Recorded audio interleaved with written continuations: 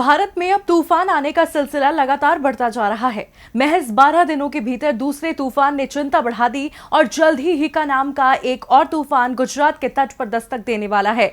तो आखिर बार बार क्यों आ रहे हैं तबाही मचाने वाले तूफान, इस रिपोर्ट में देखिए।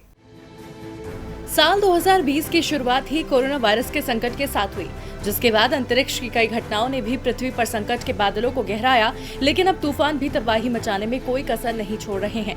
ओडिशा और पश्चिम बंगाल में अम्फान अभी भारी तबाही मचाकर ही गया कि इतने में ही दूसरे तूफान निसर्ग ने महाराष्ट्र के तटीय इलाकों में दस्तक दे दी। हालांकि ये तूफान अम्फान जैसी तबाही लेकर नहीं आया, लेकिन महज 12 दिनों के अंदर आए इस दूसरे तूफान ने लोगों की चिंता बढ़ा दी। विशेषज्ञ इसे जलवायु परिवर्तन की घटना से भी जोड़कर देख रहे हैं। ये माना जा रहा है कि बंगाल की खाड़ी और अरब सागर में समुद्री तापमान बढ़ने से शक्तिशाली तूफानों की आवृत्ति बढ़ रही है।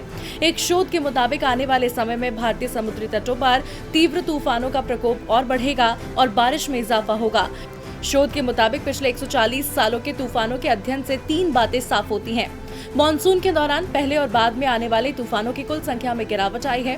बंगाल की खाड़ी और अरब सागर में बनने वाले तूफान पहले की अपेक्षाकृत ज्यादा शक्तिशाली हो रहे हैं। शक्तिशाली तूफानों की आवृत्ति जल्दी हो रही है और तूफान के दौरान होने वाली बारिश भी बढ़ रही है।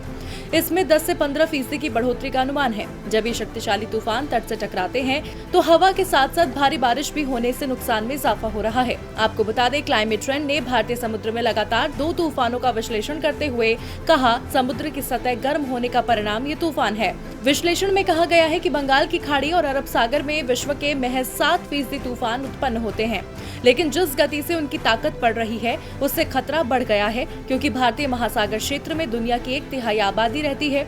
तूफान सीधे इतनी बड़ी आबादी को प्रभावित करते हैं। DB लाइव की रिपोर्ट।